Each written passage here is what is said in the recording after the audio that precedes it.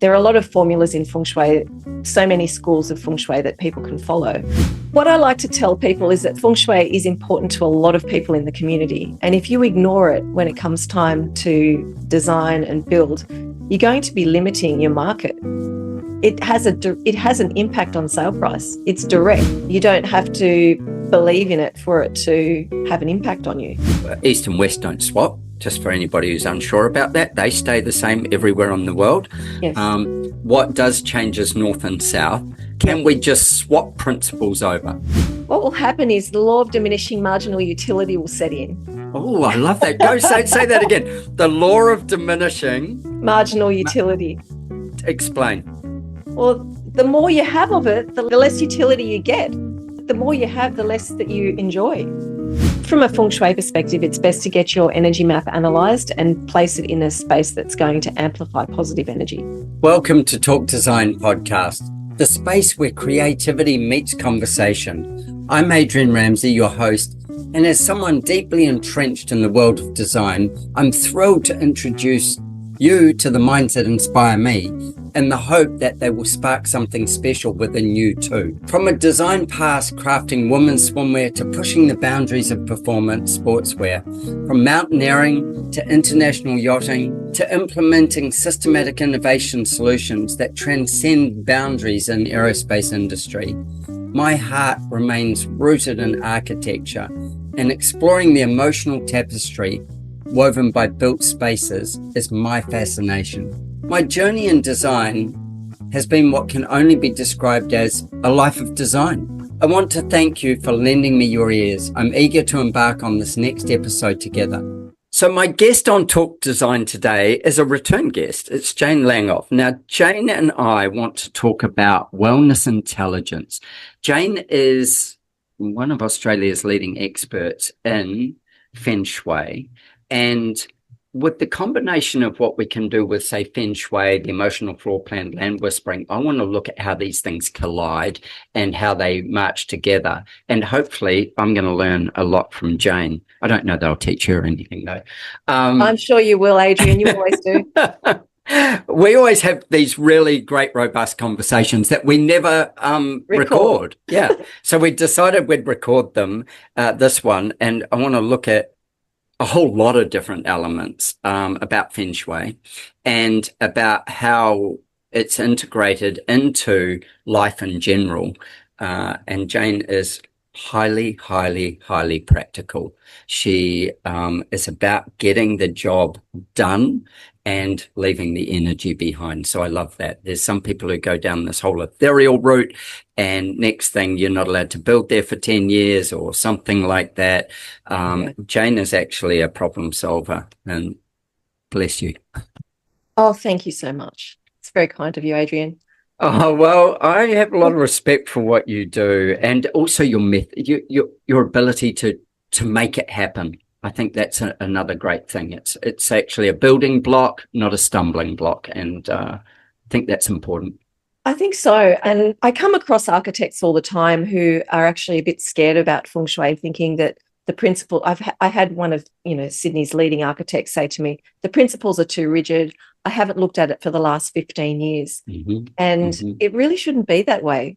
Because Feng Shui is really about creating an environment and creating a background where people can do their work in a productive and constructive way and live their best lives. I love that. So you're working in with, say, architects. And as you said, there's a real fear level for designers and architects that you will control them or control the outcomes and be so rigid. How do you work through that? And what is it that you do that probably stands you apart from the others that are seen as a stumbling block or a roadblock as opposed to a path that carries you through and brings the right energy? Well, firstly, I tell people that I'm not the Feng Shui police. So when I present my recommendations, if you can't follow them for whatever reason because of budgetary constraints or whatever, then we just don't. So we're there to maximize the energy of what we've got based on the constraints of the project. I also prioritize the form, the land form, and the physical aspects of the building. So in Feng Shui, there are different layers that we can look at. We can look at the formula, which is to do with which is to do with a lot of observation that's happened over time, a lot of sort of correlative thinking and that sort of thing. There are a lot of formulas in Feng Shui, so many schools of Feng Shui that people can follow. But the one enduring school of Feng Shui is form, relates to form and shape and the tangible aspects and what you can see, and where is the best place to place the bed in a room in relation to the door and the windows where the energy is most contained. So we're looking at energy flow and containment, yin and yang, which is so important. And these principles are very much aligned with what designers and architects are following anyway. Or should be. Should be. Yes, that's right.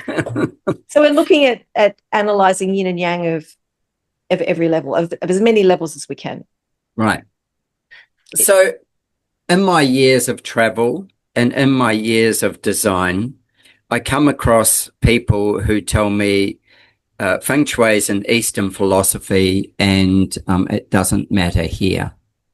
Answer that for me. I love that. Well, what I like to tell people is that Feng Shui is important to a lot of people in the community. And if you ignore it when it comes time to design and build, and at the point of sale, or when if you're building a building where you've got clients that are coming in who Feng Shui principles are very much aligned with and important to, you're going to be limiting your market. It has an impact on sale price. It's direct. I get calls from real estate agents all the time saying, Jane, I need your help with this. We're getting feedback regarding the orientation of the stairs and the door. What can you do? Can you come and fix it? And it's, and if they only had called me 2 years earlier when they were in the planning stage, we could have had people flocking to that auction rather than having to try and figure out what crystal can be hung, which is something so awful. to try it's a band-aid as opposed to... But we don't even want to put these tacky objects in to try and correct these big issues from a Feng Shui point of view. So it's just about getting the energy flow right from that point of view. So do people need to understand an element of Feng Shui to experience it and recognize it? Or, do they need to have some education, or can they can benefit from it without knowing about it at all? Right. That's the beauty of it. It transcends your culture, transcends background. Yeah. You don't have to believe in it for it to have an impact on you. I mean, if you just take it down to its basic level and think about working at a desk that is messy versus working at a desk that is tidy and organized, how different do you feel in the space, and how much more productive and focused are you? How much more clarity do you have? So that's just at its basic level. There's so many more layers to it, but having an environment that's ordered, where we don't have too many obstacles, where you've got connection with nature, where you're sitting in a protected area, like here I'm sitting in, and you sitting in an area where we've got a solid wall behind us to give us support and protection. We can see who's coming in to our space. So the old thing there of, I like this is me, and I think it's because I'm sneaky, but maybe it isn't. I shouldn't say I'm sneaky, but I like to sit in a room where I can see who's coming through the door, and I like to sit with my back to the wall and observe the room, even though I'll be looking at my desk or my work. I like to be in that position without people traveling behind me. You're in a position of control. Right. And you've got that support and protection around you. It's a position of authority. Yeah, gotcha. Yeah, so the part of the room that is diagonally opposite the door, that area, that's where the energy is most contained. Right. And that's considered to be a wealth area of a room where the energy is most contained. That's the best place for you to sit. Right. But then you need to look at other areas of room. So, for example, in my own home, I'm in a northwest facing room. Uh-huh. If I sit in that area that's diagonally opposite the door, then I've got glare in my eyes, and that's not going to work for me. So I have to manage that by putting my desk in another corner. So you don't just build over your windows. No. And that's the rigidity that architects are worried about. Yeah, that's right. Yeah. And so you need to look at all of these different layers of yin and yang, the Feng Shui formulas, the birth dates of the occupants, all sorts of things, to come up with the best solution that works for the occupants. Okay, so you said something there, the birth dates of the occupants. Yeah. What's it got to do with anything? Like a house might change hands. Yes, correct. I don't know. Hopefully a house changes hands 50 times in its lifetime or more. Like you think of a home true. in like, you know, in France or in, you know, Italy, some of these old homes, anywhere in Europe, actually, where we get these beautiful old homes, and they're not necessarily special. They might just be farmhouses, but they have a core that lasts for hundreds and hundreds of years. So who cares about and why do you care about the occupants' birthdays? Well, that's where the form is the most important thing, those physical aspects, and getting those right is number one. So with the birth dates, that's one of the formulas that I mentioned. Right. Yeah. So that comes secondary to getting the form right. So you'd be looking at that when you're building for a specific homeowner who wants to maximize the energy for themselves for the time that they're living in the home. So think of this for me. Yeah.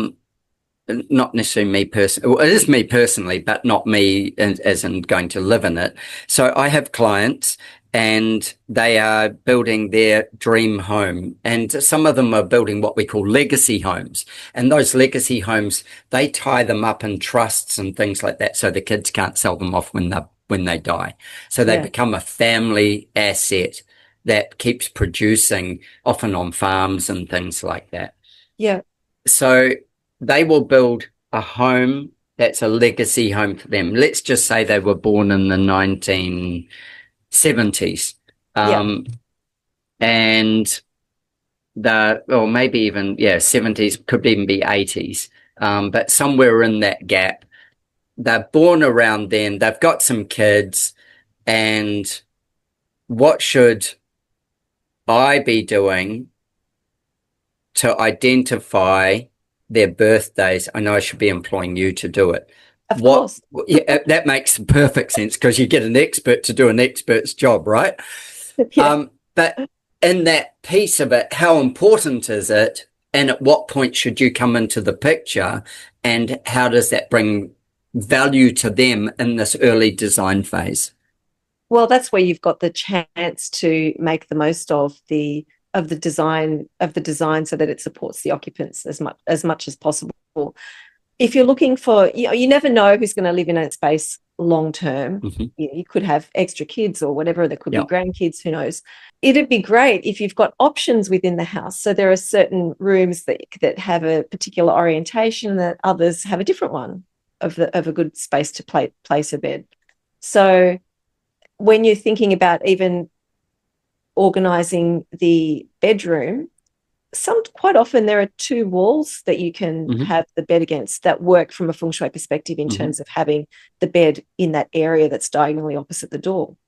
And so if the occupants then have the option of having the bed against wall A or wall B, then they can, change whether they're facing their favorable direction or not.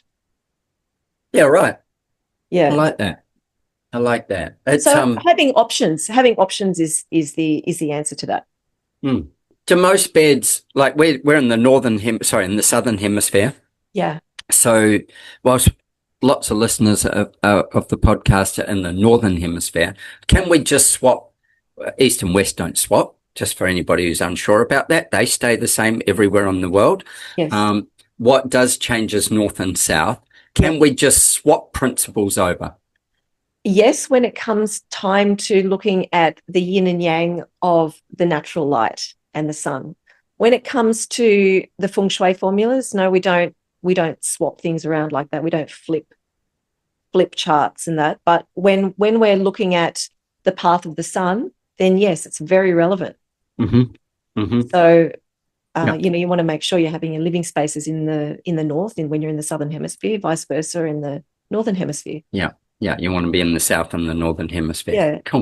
Okay. And then it also varies depending on the occupants, and kids and young people might get a lot of benefit out of being in rooms that have more light because they're studying or they're playing, whereas older people, they just want to sleep. They don't, in their bedrooms, they don't necessarily have activities that they're doing in there that require light, bright natural light. So we have them in the darker sort of zones.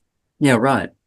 I have an interesting thing with that. Obviously, with my emotional floor plan is around people's habits. And, we may have people who prefer to sleep late and go to bed late. And they are happy to have a room that's daylit but not sunlit. So it's not got direct light. It's got diffused light, and they can sleep longer, etc., etc. There's a lot of other things that come into that picture as well, but that might put them, in our case, on the southwestern side of a home, as opposed to the northeastern side of a home. Whereas the person who goes, I want to be up at 5, or I am up at 5, and the early bird gets the worm, I'm going to embrace the day.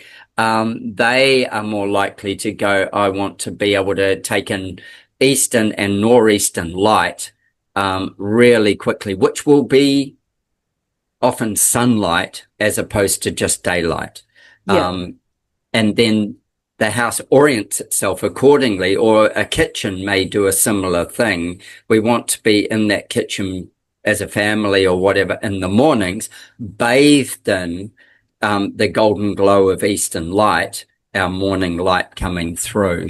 So That's beautiful. For different strokes for different folks. Exactly. And that's where you're building for the people. You need to ask a lot of questions, and which is why I love your emotional floor plan. Yeah. Right. Yeah, because this is actually mapping the person. But you're mapping the person with their birth dates as that's just one part of it. Yeah, that's one part of what you're mapping them with. I'm not mapping them with their birth dates. No, but you're asking them. But I should be. Yeah. Well, no, you should be. Yeah. I think there's a lot of value in that questioning, because you get closer to who the people are and how they have lived, currently live, and how they want to live in the future. And they're making a change. So in making that change, we can transition them to more of what they think they want. And we can look at where their habits and previously have lost energy in those spaces. Yeah. And it's all about that as well. So where didn't that work, and where does it work now? That I think is a really important element of the questioning process. It's not just a now forward, it's a backwards, and then bringing it forward so that we have all the history, right back to, in my case, could be anything from they went to their grandparents' farm, that they went to their grandparents' apartment, or their grandparents lived here, or their family friend did this, or whatever. They have anchor points to feelings that have followed them in their life, and they have stories they've constructed around why that feels good. And why it works. And then how do we take those elements and then put a new bow around them and make them fresh for the future, because the future is one where they're growing older. That doesn't mean they're not growing older well, or their health span's fine. It doesn't mean that they're going to be sick and tired and all those things. That what it means is how do we support them to live their best life full of joy from the aspect of their home, with the knowledge that we've already built the foundation from. Yeah. So when you're designing for clients, do you get a lot of clients requesting wellness type elements now? Yes. In fact, I would say when it comes to the wellness type elements, there's a word that comes up, which is self-control. And now that doesn't mean, not losing your shit everywhere. It's about self-control. It's about taking control of your own environment and your own spaces to make your life better. It's about that kind of self-control. And I love the fact that it can go either way with that thing. Because if you get one of them right, being the environment piece, it actually gives you more ability to control your own self-emotional and bring your awareness closer to yourself about your emotions and how you're being nurtured. Now, so we'll look at it and nurture them from materiality down to functionality. I like the term wellness intelligence, because the wellness intelligence of a human being for their self-control is critical to their health span. And I'm not worried so much about their lifespan. Hopefully they'll all live to be, 100, 200 years old. Yeah. What we want them to do is live well. Really well. We want them to live with health and wellness and joy, and not necessarily ease. We want them to have yin and yang in this. We want the There tension. must be yin and yang. Yeah, otherwise you don't enjoy the good times if you don't have any hard times. So which is the better piece there? Is it yin or yang? Who's the happy one? Oh, you can't look at it. You can't define it. You can't say I want all yin energy or all yang energy. It depends on what you're looking at. You can't just you need to pick something to assess whether it's yin or yang. Okay. So with that, if we put somebody just in a constant state of joy, it will become their discomfort. What will happen is the law of diminishing marginal utility will set in. Oh, I love that. Go say that again. The law of diminishing marginal utility. Explain. Well, the more you have of it, the less utility you get. The more you have, the less that you enjoy. Yeah, right. Because you're not growing. For the additional, so if you have your first lick of your ice cream, that'll be fantastic. The second one still might be great, but as you get to finishing the whole tub, you're not going to feel so good anymore, are you? The utility, bloated. The utility that you get out of each extra spoonful starts diminishing, becoming sickening. Yes. So I have this thing with this about houses. Everybody is looking for more and more and more comfort, and they're looking externally from themselves for more and more comfort. And that's fine. I'm not judging people on that. What I'm saying is exactly, what did you call it? The law of there. The law of diminishing, law of diminishing marginal utility. Yeah. So that is about inward comfort, and we can't have perspective if we only have good. We can't have perspective if we only have bad. I always use this thing. For years I've said to people, if you grew up in a war zone, that's normal. Yeah. That's what it is. There's kids that are born into places like the Ukraine right now, and let's go the last 4 years, 5 years, their perspective on life is war zone. Yeah. And they know no different. That's normal. If you grow up in a culture where it's got, some sort of sense of controls over it, that is normal. We live in Australia. It's a bit of a nana state. It's, it's constantly moving to take responsibility from its citizens into the state. Yeah.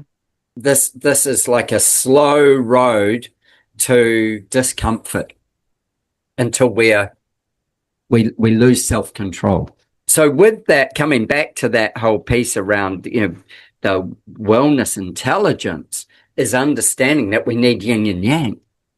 And we can look for comfort and joy in things, but we also still need enough tension that it gives us exploration and growth and journey. And an appreciation. Yes. With that piece of the appreciation, materials that age. Yeah. Tell me from a Feng Shui perspective, you know, when a piece of wood weathers or when something ages, I want to call it aging in place, you know, but that's something that they use for people who are in rest homes or in homes that I need a home I can age in place in. We want the structure to be, I want a structure to age in place with you, like your own wellness intelligence and like your own health span. It will need a bit of looking after, but we get really beautiful natural patina. We get beautiful things that time does to structure. Very much aligned with Feng Shui principles. Tell me about it. Accepting things as they are, accepting that aging process, that a piece of wood doesn't actually die. Yeah, I like that. I like that. I think that we live in such a heavily manufactured world, and also one that is built around cost, you know, manufacturing at cost or for costs and, you know, those things. One of the things that happens is that everything needs to always be polished. Yes. You know, and we lose a bit of heart and soul in that. Yep. But not everything needs to be polished, but there is a proclivity of people to wanting that's everything to be highly polished. But really the beauty is in the comparison with the material that is allowed to rust as well. And then you need to think about yin and yang, and the most beautiful buildings and places have that combination and that interplay of yin and yang. Yeah. Yeah. A balance of openness and enclosure, hard and soft. I was thinking about, when you were saying that, I was thinking about, you know, the number of times we say we're in Europe or we're in Asia or somewhere, and there's a stone stoop, you know, the front step of something is a piece of stone. Yeah. And it's 200 years old, and it's like, you know, it's shrunk by 2-3 centimeters in the middle where everybody puts their foot over and over and over again. It's worn itself down and water's got on it and all those things. We stop and marvel at it, but we never stop and marvel at one that's brand new unless it's a feature to us. But that patina and time that wears it, we ground ourselves with, I think.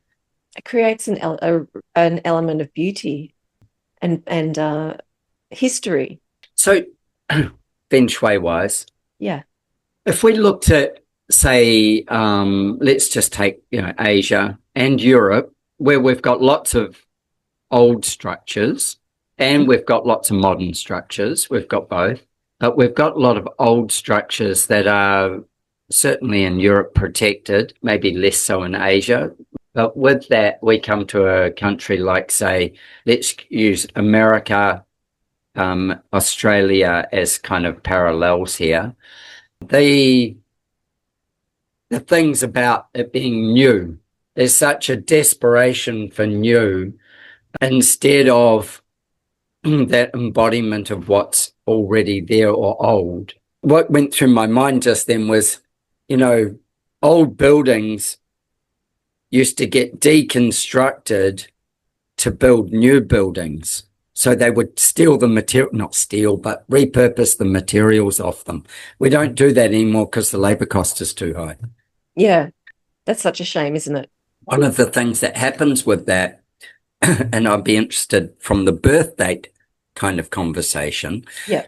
We take a piece of, say, stone or timber that has been, I don't know, taken from a tree in a forest 150 years ago, and maybe longer. And it is still a valid piece of timber now, and we reuse that timber.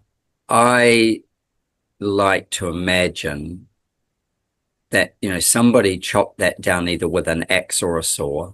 It was dragged out of, first of all, it grew. It might take 100 years to grow in this environment where there weren't too many people messing with it. It gets dragged out of there by oxen or however it gets dragged out of the forest. It gets multiple people sawing it, working on it, some of them probably frustrated as all hell, and some of them enjoying the wood. It then comes into being in a building, and it does its job in the building, and it absorbs all the energy of the things around it in that building space. It's a live thing. It's not going to grow leaves, but it's a live thing. And then we bring that into the next space, being, say, a home or another building of some kind. And in doing that, we're bringing its history, we're bringing its past, we're bringing all those things into it. So it had imprint. Yes. Tell me about that from a Feng Shui point of view. Well, it's important to know the history of the home and what has gone on in the walls. So it would be nice where the bodies are buried. Where the bodies are buried. That's right. Okay. So if there are any sort of those residual negative energies, that needs to be cleared. Right. Yeah. So tell me about that.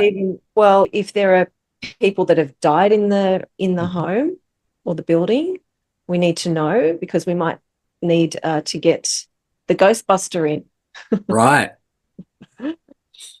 So this is something that I work with clients who've got problems with spirits in their homes. If there's been a death or a trauma of some sort, we need to clear it. If you don't clear it, then all sorts of things can happen. What I've seen quite often actually is legal issues. Mm-hmm. Legal issues, problems with building and renovating. So it's important to make sure that you can clear that land. And I think you do something on the land before. Yeah, definitely with land whispering. Yeah, but I want to hold on to what you're just saying there. So every home that, say, there has been some kind of trauma, and whether it be even peaceful death, I imagine, and then right down to, say, divorce in a home. Yeah. Real estate agents should really be getting that cleared. Oh, yeah. They should be getting it cleared. Well, the people who are going to be purchasing and moving into that place should definitely be clearing it and knowing what the history is, because you've got some homes that are the divorce home. Mm-hmm. Where everybody gets divorced when they move in there. So that's where you want to look at it from a Feng Shui point of view to see what's going on. So with land whispering, a parallel to that would be, is the land actually part of the problem? So is there geopathic stress lines in the land? Is there an energy in the land that actually isn't good energy to start with? Yeah. And it'll still get built on, chances are. There isn't always a choice. And then when I say there isn't always a choice, I'll just explain that a bit better. You've got a subdivision that somebody's developing. Let's just say it's a 12-lot subdivision, so not a big, huge subdivision. It will still end up with earthworks for the civils, so it will still end up with something that runs, sewer, electricity, water, these municipal things. If it doesn't have that, then it's going to be totally rural, and then those things will be taken care of on site. Mm-hmm. So there'll be a way of taking care of those things on site. The land, look up the road from me here, there's a road called Murdering Creek Road. Oh, my goodness. So how quick would you be to buy a house on Murdering Creek Road? I wouldn't be. Yeah. Interesting, eh? Now, that is about a First Nation tribe being massacred on Murdering Creek Road. Oh, gosh. So you think about the energy in this place and the trauma in this place. Yeah. That exists in the land, and it's labeled. It's not even hidden. It's not called, John's Way or something. It's called Murdering Creek Road. And you go, okay, so if I had a client that came to me and said, oh, we're on Murdering Creek Road, I would be going, okay, let's come feel some energy there. We know the history, it's documented. With that, from a land whispering point of view, I would be doing a lot of meditative type of alpha brainwave work of understanding what the feelings are on the land. It may not even be on where the massacre happened. It might be adjacent to it, or, it might have been way down the road and this is right here. but getting an understanding of how energetically feels, maybe getting its geopathic stress lines checked to see if there's anything else in there. And even to the point with if there was the site, if it was part of the site of the massacre, then would you be looking at that first of all to understand, was it geopathic stress lines? Was it a bad space anyway? Had they stopped and made their camp in a bad spot? Had they, and I doubt that very, very, very much. I would almost put money on the fact that they didn't. Yeah. So then you go, okay, what needs to happen to heal that piece of land or to heal that space? And in my case, if I was asked to do that there, I would be talking to elders. I would be going straight to elders, and I would be getting what they felt about it, you know, that local tribe, what they felt about it, the ancestors and what happened. And whether I take the job or not would depend on all those factors long before just the people who wanted to live there. Yeah. Yeah. It's such an interesting thing, this whole, there's an energy in the land. And as I said before, like I use alpha brainwaves to switch into and then feel that land via that. And other than that, everything else is something that anybody could do, and anybody could do the alpha brainwave piece as well. It's just I've learned a technique that allows that to be at once on a switch for me, and practiced it for goodness, well over 10 years. So amazing. Yeah, that's something that, as I say, anybody could go and learn to do. What the other part is actually more meditative, and then there's the overlays. There's what does the government tell us about this piece of land? What's the floods? What's the slip? What's the, you know, any easements over any of these things? Those practical things that, you know, is there a koala corridor? Is there a platypus habitat? Is there a kangaroo corridor? You know, what else is on this land? And I very much go, well, we need to look at it and before the sun comes up and watch the sun come up. And we also need to see it go to sleep.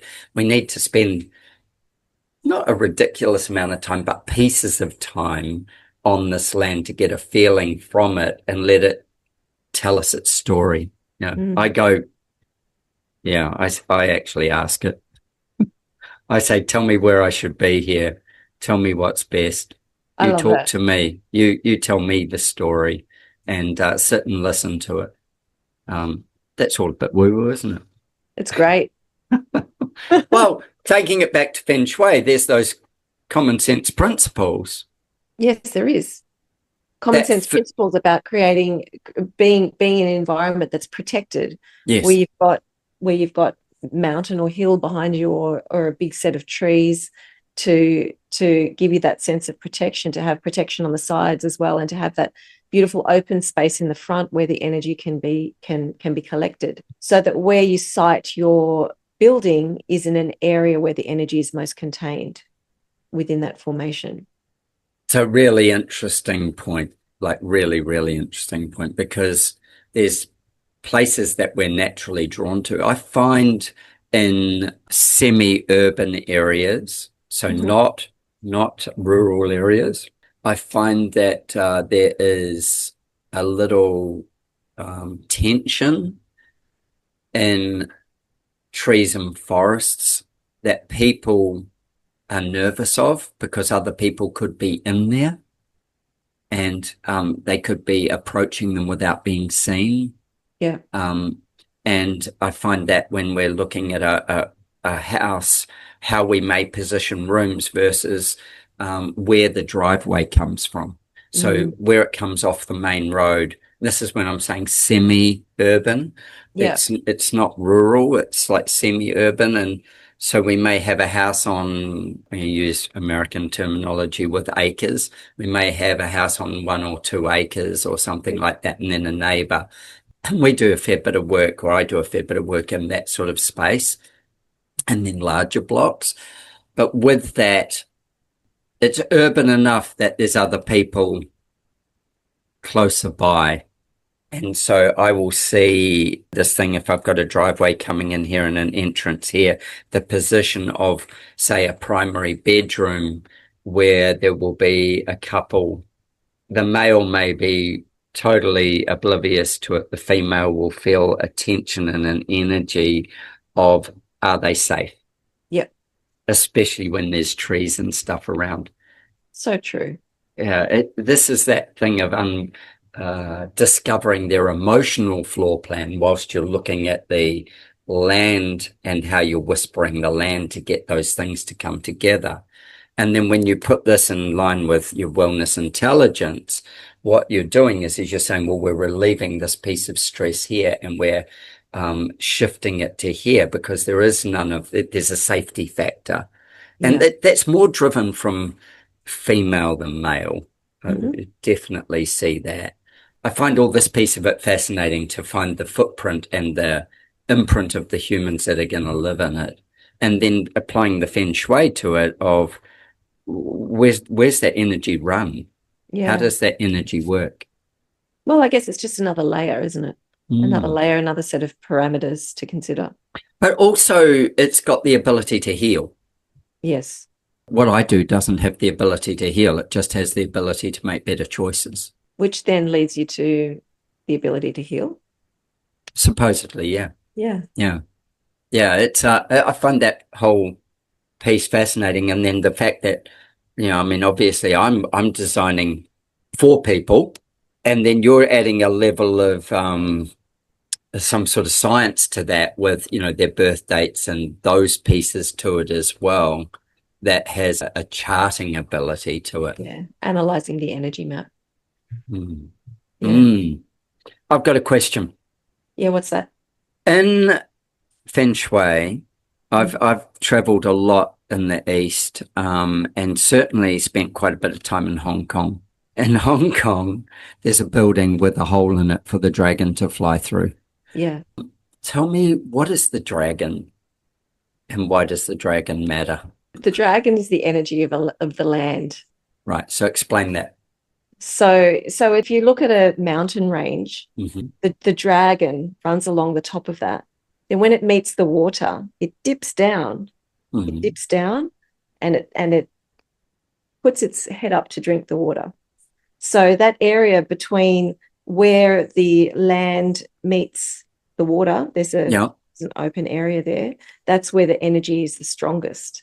Right. Because that's the nexus where it meets the sea. So Feng Shui is about, wind and water. It's about the movement of the energy flow coming to that water, and that is where the energy is the strongest.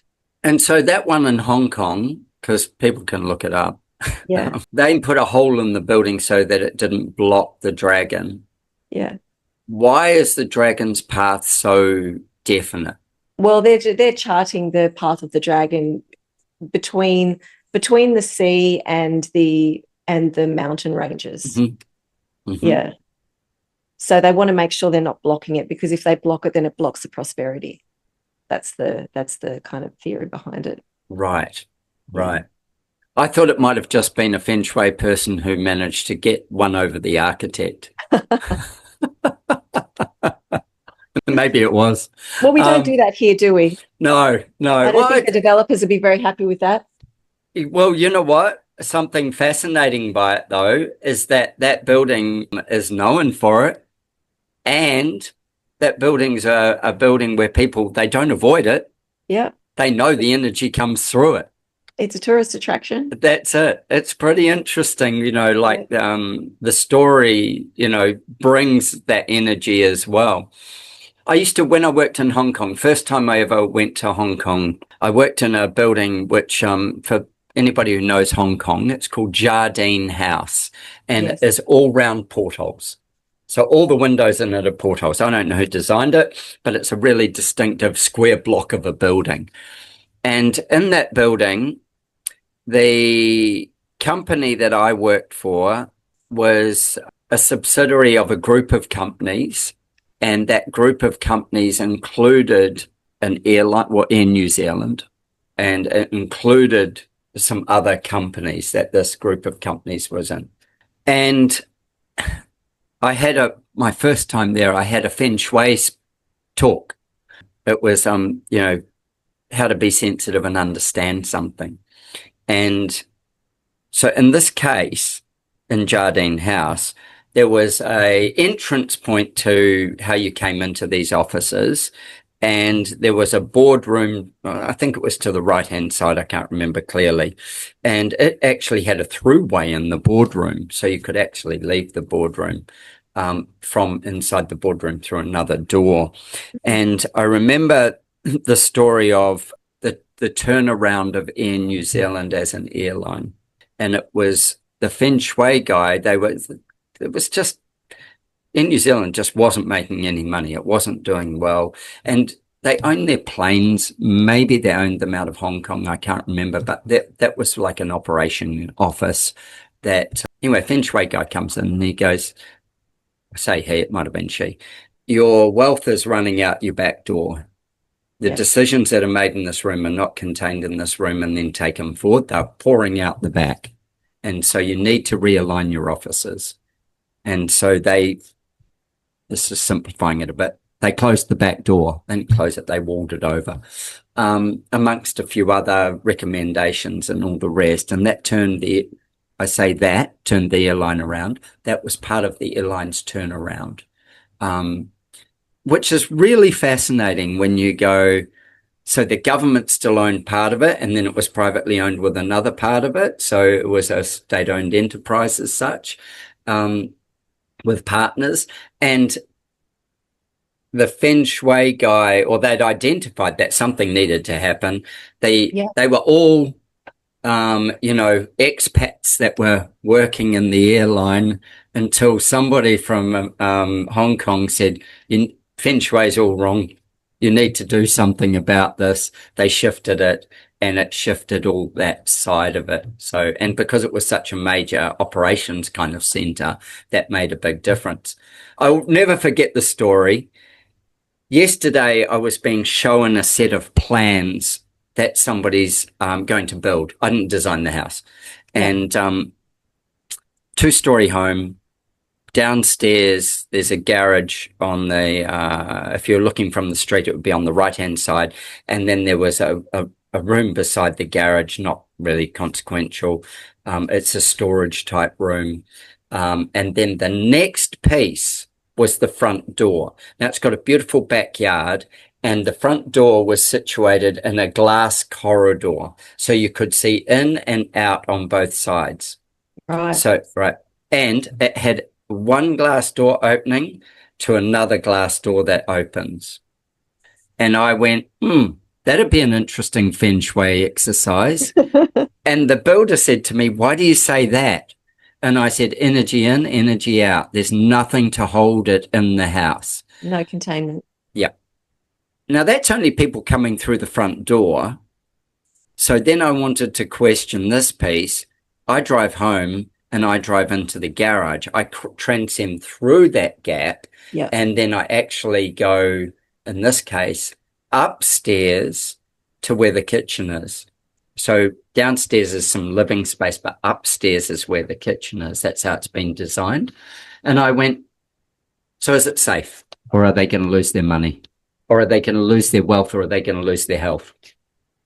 They just need to be aware that there might be some challenges in that the home is not giving them a free ride when it comes to Feng Shui.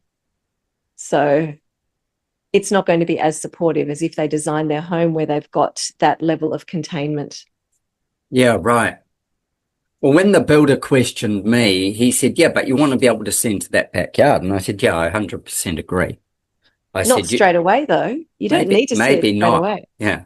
And Can I tell you a story of how my 100%. How my teacher described it? He said, Jane, I don't have a dirty mind, but when you if you go to a strip show, do you want the woman just to take everything off in the first 2 seconds, or do you want there to be a bit of mystery?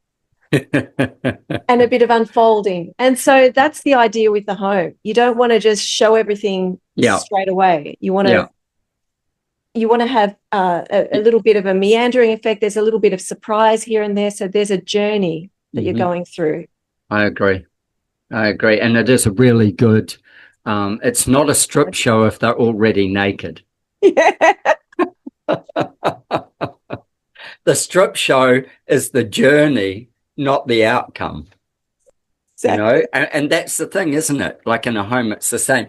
The builder said to me, "What would you do there?" And I said, "Well, if it was me," I said, "I would actually put directly opposite that front door a stone wall." Yes. That would be made of a similar type of stone that I would use in the garden out the back. And then I might have glass beside it, and that might have a door as well. But my initial arrival would be met with a stone wall that would ground me and give me all that energy. I would probably take that into the floor as well, so that if we were Asian, we would take our shoes off. Some people here would take them off anyway. But if you took that approach, you take your shoes off, you'd leave them probably just inside the door or just outside the door, and you would actually then be standing on the same stone flagstones that might end up outside, as well as a part of the wall in front of you. And then I'd look out how I lit it, and I might even add a highlight window so it spilled light over the top of it, something like that. But I would be holding you there before I released you and turned you to go somewhere else. And that is good feng shui. No, okay. So my question is, would you have artwork on that wall? I don't think so. I don't think so. I would be more likely to let the stone do its work. Yeah. I would possibly, with the hallway being a crossing, I would possibly look for the stairs were a return, not a single flight. So somewhere here at the base of those stairs, I would either have all the busyness of the stairs showing, or in this case, they were contained. If I was going to have the busyness of the stairs showing, I would look to make that into a sculpture. Yeah. And I would look to maybe add planting or something underneath that stairpiece. Yeah. Something that softened that again. And I would look to skylight it from the top in some way so that light fell all the way through. With that, if it was going to be like this was built in, then I know that's a cupboard. So then I would actually make my cupboard my artwork. Yeah. I would make those doors a piece of artwork, and that might be just beautiful timber, maybe treated. And this house is, the design of it's nice design. Just there's things that it's really easy when you're critiquing somebody else's thing because you're applying your own thinking to it. I go, well, I would look to make that out of beautiful timber maybe, and I would look for what kind of unique timber carved handle or something I could put onto that. Could I make that look like a bird flying? Could I make that look like the handle, something that was a piece of art? Could it be made out of bronze? Could it be made out of copper? Could I bring an element into there? And in the Feng Shui point of view, I'd be saying to you, what element do I need? Yeah, that's right. You tell me what I should have. We'd analyze the energy map and figure out what elements needed to be added to that particular zone to enhance positive energy or to reduce anything negative if there was something there at that point. Yeah. Amazing. Sounds so good. I like the idea of having something where you walk in and there's a little hint of something inside behind that wall that makes you want to explore that area, and that there is an obvious way for you to be walking through the home. Yes, so there's not too many doors that you can't decide which one you need to walk through. One of the things there is like to your right, I would minimize how the right looked. I'd keep it slightly darker. And that's when I said, well, I'd put a skylight over the other. And even if it wasn't, it would be skylit, but I would night light that separately. to be a journey, so that your natural thing would be to turn left and go to the light. And if you were coming out of the garage, your natural flow would be to just continue up. Your point about creating a piece of mystery that may take you to somewhere else, one of my first thoughts when I looked at it was, oh, I know budget wouldn't allow this, but could I take a 6-foot tall rock and chop it in half and put it on either side of the glass so it looked like it was inside and outside? Okay. Could I do that? And that would be the piece that absorbed me when I walked in. But then from that, I would see into the sculpture of the garden. But that first piece would hold me. And then I went, Really yeah. interesting. Yeah, it'd be interesting to do, you know, something that came into the space and went outside, and you could see it's transitioning through. But I did go with that, let the energy pass with it. Or would I be better just to hold on to the energy right where I could? Yeah. So these kind of functional things make sense to me, you know, like it's like, how do you do that? I want to go to water. Yeah. Water amplifies energy regardless of whether it's positive or negative from a Feng Shui point of view. How do you mean positive or negative? So the placement of water. I mean the placement of water. So if I was to work with a client and analyze the energy map of their home, there are certain zones that are better to be activated with water than others. Certain zones that are better not to have water in. So I would be analyzing that in the energy map, but also looking at the practicalities of it as well. Because let's say the energy map says that if you're doing a renovation, for example, and you've got existing spaces where they are, that the wealth sector or positive wealth energy is sitting in the pantry of the kitchen, where you're not going to whack a water feature in there to activate it. You just put a water cooler. So yeah, it's not going to do the job. So water, does water belong? Oh, this can be too broad a question. Yeah, I'm going to ask it anyway. You can fix it up as we go. Does water belong in the wealth sector? yes. Well, when we're analyzing from that perspective, yes, water belongs in an area that has positive wealth energy that you can optimize. But we also need to look at the practicalities and the layouts and think about, well, does water belong in the front yard or does water belong in the backyard of a space? And but people go, I'm going to have a pool and I want it in the backyard. That's a big water source. Exactly. And so that's where you need to have some level of flexibility when it comes to Feng Shui. So I'm just designing a home in New South Wales, and this home has a pool in the northwestern, kind of due north, but with a little tilt to the west. It has a pool that will sit there. Now this property has 3 road frontages. So it's like this. Wow. It's elevated. Yeah. It will sit against the primary road frontage, but that's not the entry. And it has a huge verge between it and the road, like really, really big. And it sits elevated, and I go, beautiful views up the beaches, all these kinds of cool things. One of the things with the pool is without the right planting around it, we don't want to block our view. There'll be a certain level of exposure of hopping in and out of that pool. Yeah. Tell me about that. Well, it needs to be practical, right? Yeah. So in terms of, if I was to look at the energy map and then I could see that the pool is viewable from inside the home, then I'd be wanting to make sure that we've got the right elements that are used around the pool, whether it be earth or it could be wood with planting, and just making the call on that based on that analysis. Okay.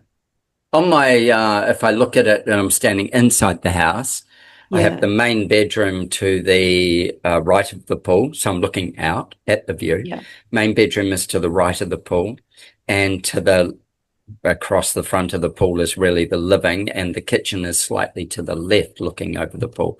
With the main bedroom, it has a deck that comes across a walkway.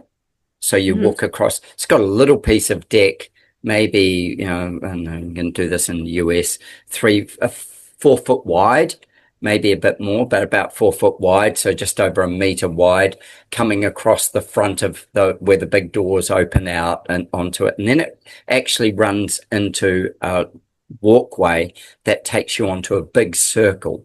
And that big circle is for doing yoga, and it's got a wall to protect it, but it's a hit and miss brick wall. So there's light coming through and breeze coming through.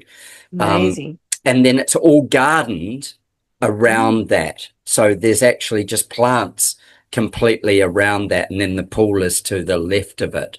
So they'll be able to come out of their bedroom, go to the pool if they want to go to the pool.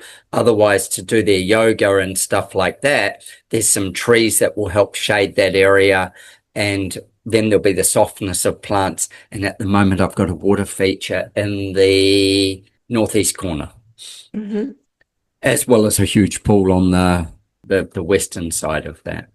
So again, playing with this from an energy point of view, I go, okay, I know that where that yoga deck was the most powerful piece on the northern side of the build site.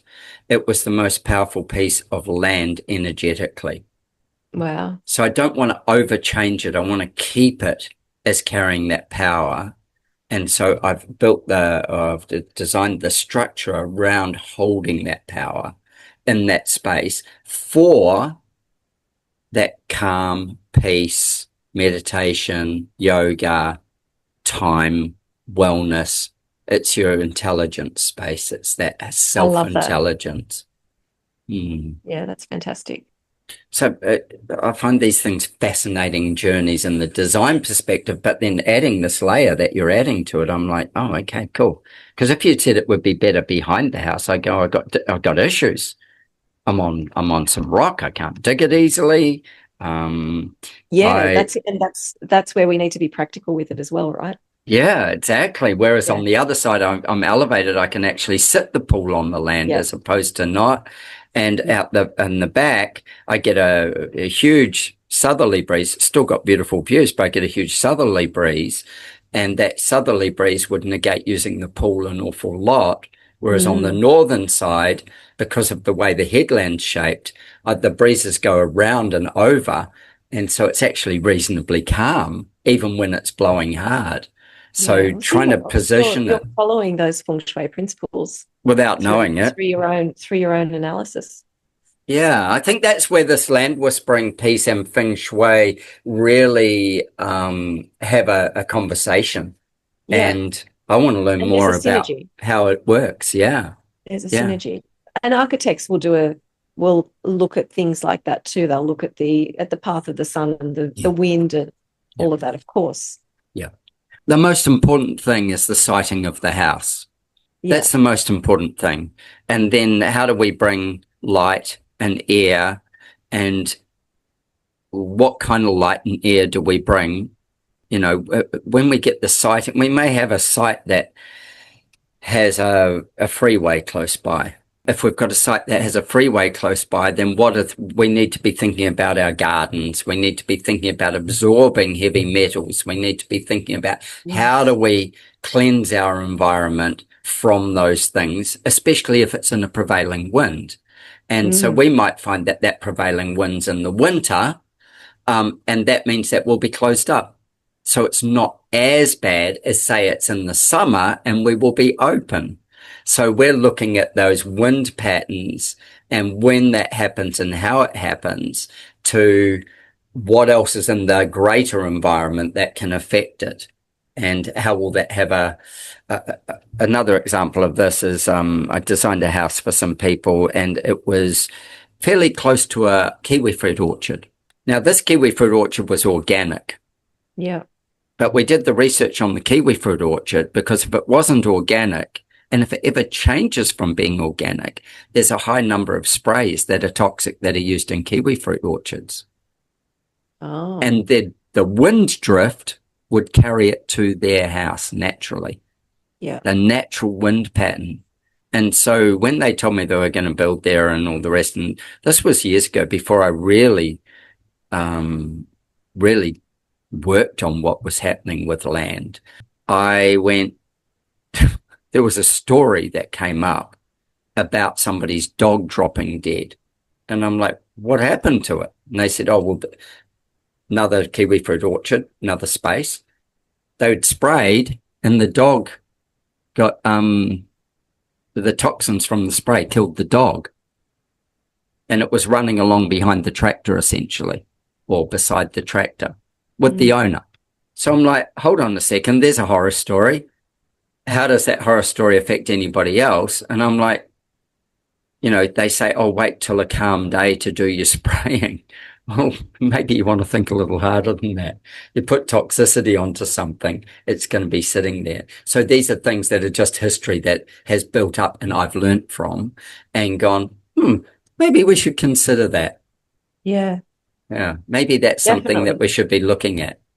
But yeah, number one's the siting of a house. I say to clients all the time, actually you're third in the list, but you're the most important in the list. But number one is the siting. Number two is the regulations, because we don't want to spend your money fighting them. And number three is going to be you, and you're the one we're listening to and talking to and learning. But those other two are critical to making it work well. Absolutely. From a Feng Shui point of view, how often do you get called to land before people build or purchase? Not as often as you should places. Be. Yeah, no, that's true. But mostly I'm getting called to people who are doing, are you talking about farmland type scenarios? Could be anything. Could be. Yeah, so building, when the people are building and renovating, I'll get called mostly in urban areas, really. Well, you're Sydney based, so the bulk of what you do is in Sydney, even though you go everywhere else. You are Sydney based, so yeah, I do go everywhere else as well. But yeah, most of the time we're dealing with suburban blocks of land where there's not that much flexibility in the way we can site the actual building itself. We can't sort of put it on a angle or something weird like that. We wouldn't want to anyway. It needs to go with the flow of what's going on in the street. So interesting that you say that you say that with the angle. I've seen some wonderful, clever buildings, which homes, which unexpectedly use different angles to set up probably the way you flow within them more than the external, the way you create spaces, the way you shift spaces. And it's all very easy, you know, when I still draw all my buildings by hand. So everything's drawn by hand. Ultimately, it ends up in computer and all the rest, but it starts by hand. And I have this thing that's dead easy to draw straight lines, and straight lines are the cheapest to build. So we need an element that has got a lot of that, or we need a lot of element in the budget so that we can embrace the other. But like that house I was saying to you about I'm doing in New South Wales, I've got probably about maybe a 15-degree angle on the bedroom, the main primary bedroom of the home. It's got an angle on it, and that's because when you're standing on that site at the level where the house will be, and that's a really important factor, is understanding where this level will be and how tall the people who are going to live in it are going to be. Where's their eye line going to be? We can see the curve of the beach, just where it hooks, so it comes around from the headland. We can see that curve of the beach, which takes your mind on a journey that sweeps you with it up the coast, as opposed to just down the coast and you don't see it. So I slanted it slightly so that every journey from their ensuite and every journey from their robe would position them to look that way as they went round the end of the bed. As they come in the room. So you've got a wider angle on the. Yeah, I've actually got, it's actually, it's a square, but just, or a rectangle, but it's just tilted around. Oh, yeah. And then that created me a garden on my eastern side. So I've got a wall of louvers that looks, Gelios windows for you Americans, a wall of louvers that looks into that garden and brings cool airflow into that room so we can naturally, not mechanically, breathe the room. Nice. And that means that they've got this ability to make that whole wall feel like they're in partly outside between it and the boundary. And they can fill it right up with big, soft, semi-tropical plants. And then everything else starts to line up from behind there. But their robe actually has got an angle in it. It goes from one side across and then off on an angle. And that sets the bed head to sit on that angle as well. And then the doors sit on that same angle, which just makes our transitioning more interesting, but then it brings in that view and it shifts the mood of that room. It's not just lined up. It shifts the mood of the room, which is really important as well, because we want them to transition from one to the other. Yeah. And Feng Shui is contextual. So there's certain rules and guidelines that we have, but really the application of it depends on the nuance of the property and the land and the needs of the occupants. Yes, I can see that. One of the other things that my putting it on an angle is it makes it quite inclusive to the pool. However, the wall that looks to the west of the bedroom is partly, there's a hallway on this western wall. The hallway terminates into the bedroom, but the wall that's looking to the west is actually a solid wall. And because that's a solid wall, it means that nobody views into their bedroom, but they get the best of the view of from their home. Now they're retired.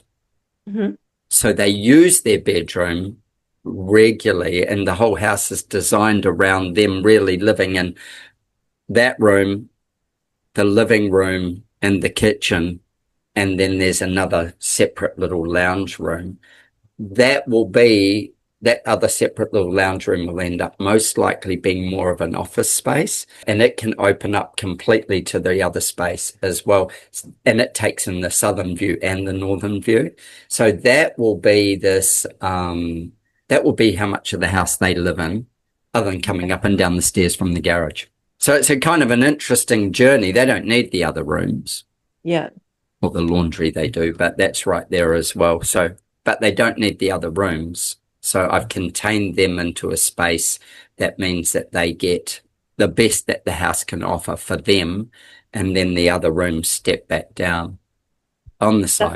That makes so much sense. Yeah, but with a courtyard as well, there's a courtyard element to it. There's kind of two courtyard elements to it. So it's interesting. This is all from building an emotional floor plan with them and then also doing the land whispering.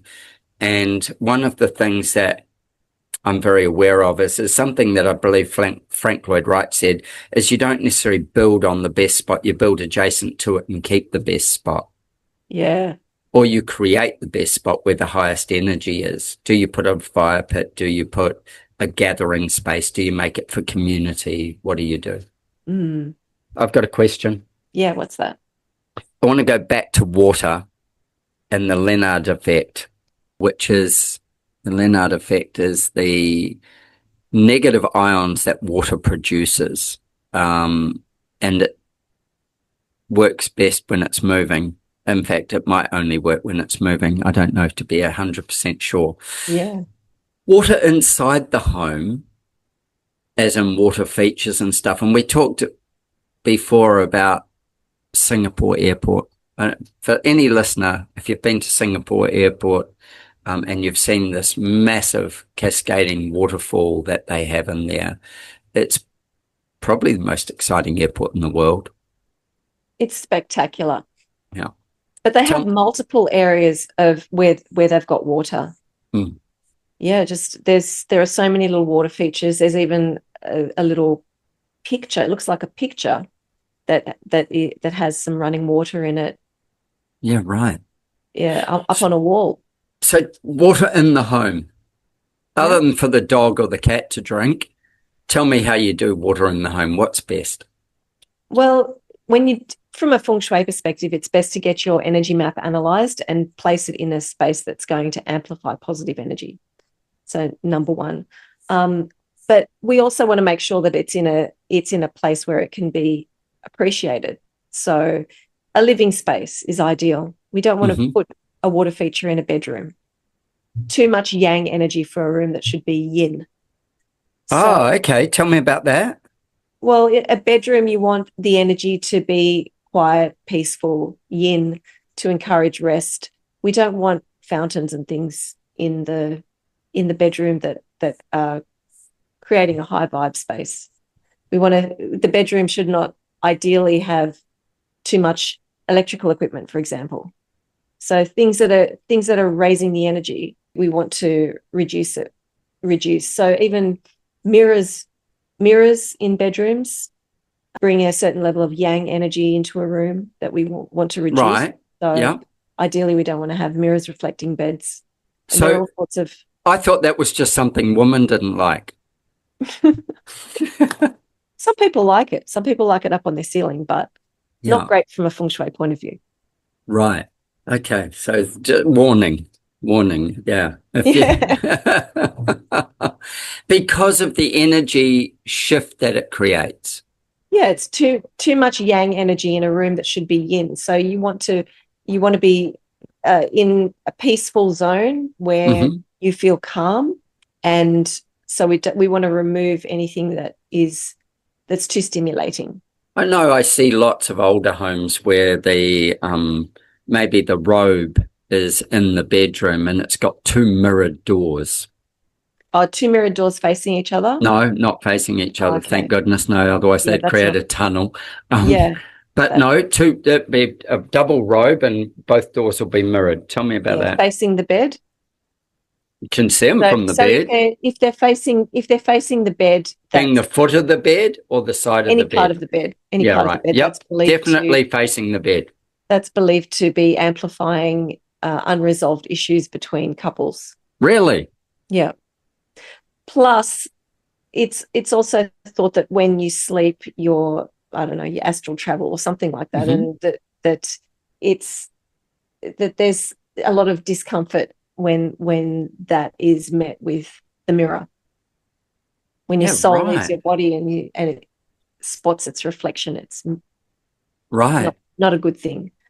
But the way I explain it is that it brings yang energy to a room that should otherwise be in. More people can kind of relate to that because it's active, it's doubling things, there's more movement. You walk in front of it and there's two people moving, not just one. Okay. Yep. Gotcha.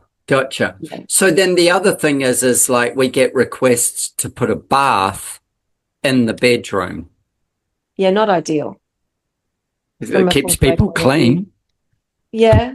It's nice for a resort, but look, it depends on the layout and how it's designed. But in general, we want to keep bathroom areas separate from bedrooms because different functions. Bathroom is for cleansing, and the idea is we don't want to mix dirty bathroom energy with the bedroom that's meant for rest and rejuvenation. So ideally, if there can be some sort of buffer between the bedroom and the bathroom, that would be great. I mean, think about it practically. If somebody, there's a husband and wife, and one person gets up to get ready for the gym at 5 a.m. The other one likes to have a little bit of a sleep in. It's not really very conducive. Yeah. To rest for the person that wants to stay in bed. So, I certainly have that discussion with my clients. There is this resort styling, which is to incorporate the bathroom in the bedroom. I actually have in my own home, I actually have the ensuite is open to the bedroom.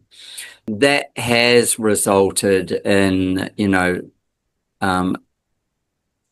those sleeping kind of, if one goes to bed later than the other, or Yeah. one gets up earlier than the other, that, you are showering or cleaning, yourself in the other bathroom or another bathroom in the house. I know I do a lot of my podcasts at 5 a.m. And with those podcasts at 5 a.m., I'll be up and have a shower at 4:30 and then be ready to go at 5.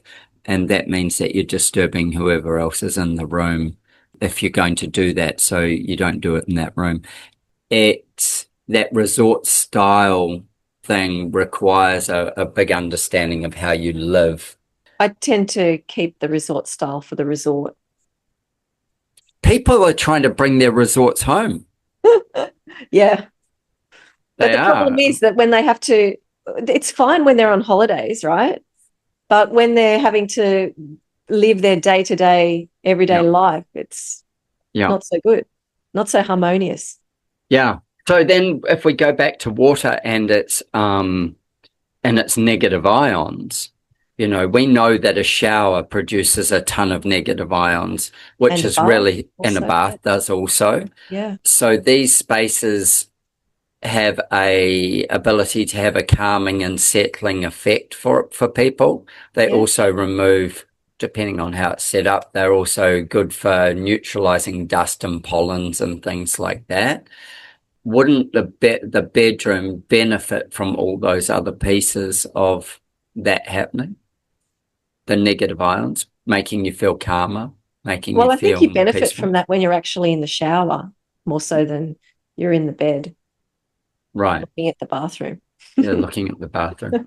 I have a big thing around not being in the bed and being able to see into the closet, into a walk-in robe and see all the jumble sale of clothes there.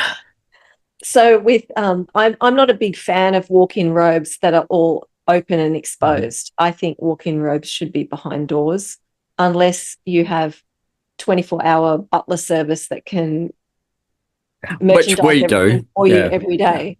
And or if your walk-in robe is a museum of designer bags or shoes, that might be a bit of a different story. I don't know, but just my everyday clients, I say put things behind cupboard doors.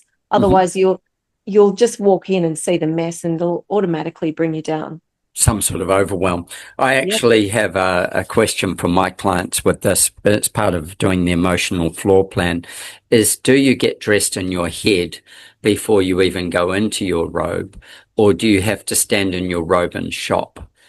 And some people can envisage what they're going to wear before they even get in the shower. I'm sure you're one of them. And then other people can't even get a sense of it until they can see it in front of them. So when we're designing robes for them, we will be very mindful of what can be closed away and what needs to be left open so that they can shop if they want. They can go, oh, do I feel like green? Oh, do I feel like blue? And also probably because of my clothing background, I try to identify whether they are, for a woman, whether they're more likely to wear a dress or whether they're more likely to wear separates. It's so important to know how deep and big, long your hanging space is. That, and also like women who wear dresses will be like, okay, it's often a simpler way to get dressed. They get into one thing, it feels finished, it's everything, there's no fussing with it, it's just that and accessories. Whereas people who wear separates are mixing and matching and playing with things constantly. And most women do both, but you will find, I find in my business, a lot of corporate or business women will be dressed during the week. They'll do separates on the weekend. And so they may want to go, depending on their biorhythms and, what part of their cycle they're in, they'll go, oh, no, that doesn't feel right. Oh, oh yeah, that feels better, or that feels better. And then that whole thing around how you like that space and how much space they've got in that space so that they're not too contained, or I would rather they got dressed in the bedroom than a robe if it gives them the freedom to have better light and be able to move with things. Yeah. So that's a part of an emotional floor plan journey that we discover with clients. Mm. You know, like, can they dress in their head? So I Yeah. dress in my head. I don't go opening drawers or doors. I know what I'm going to wear before I even get there. I do a bit of both. I imagine most people do, and I I also will if I'm ask my going friend, out. I also asked my friend, Mr. Chat GPT as well, Oh, shit.